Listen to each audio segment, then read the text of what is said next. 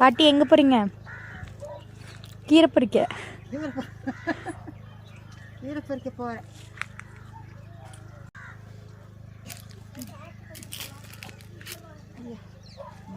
இது ஃபுல்லாக பாலக், இது ஃபுல்லாக பருப்பு கீரை.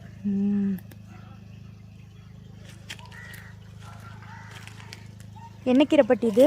தண்டு கீரை. குழம்புக்கு தானே? பொரியலா? ஓடி வந்துடும் பாட்டி.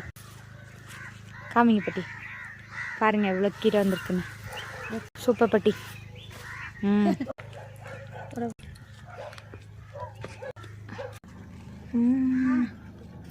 கிட்டி